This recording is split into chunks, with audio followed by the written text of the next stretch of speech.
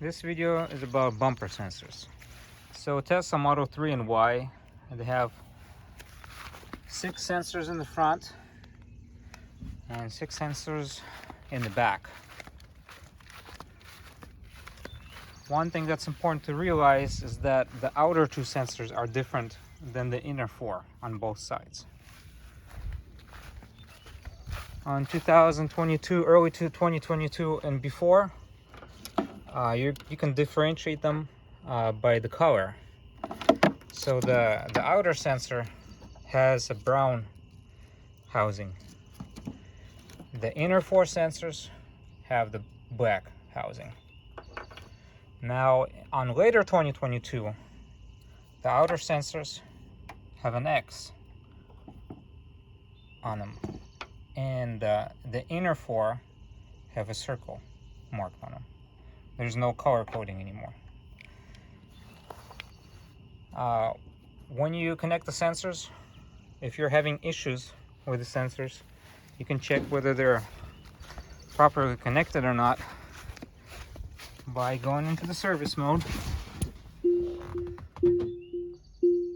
And in the service mode, you can go to the sensors under the steering wheel driver assist sensors. If they're red or gray, if you see something like this, then you have a problem with your connection. If you're going to connect the harnesses, but some of the sensors are not connected, you may see red or gray on the sensors that are not related to the problem. So only when everything is connected, you're actually going to see whether some of the sensors are working or not, if that makes sense. So right now I have a plug disconnected, and the rear sensors are also not showing up because the front plug is disconnected. So if I'm going to connect the plug,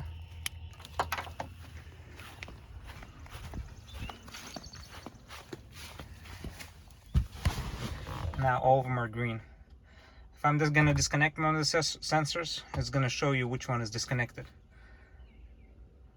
Now, one thing to realize is that if you install the wrong type of sensor, if you're going to install the older sensor into your newer car or vice versa, you're not going to see green. So make sure you're getting the correct version installed.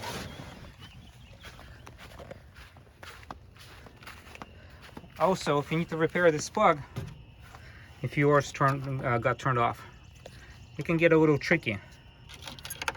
All colors are going to match except 4.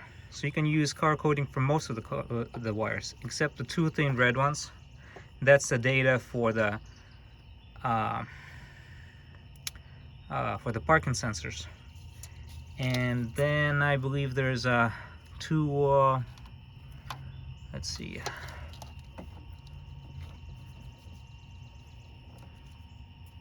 So there's 2 gray ones and there's 2 purple ones.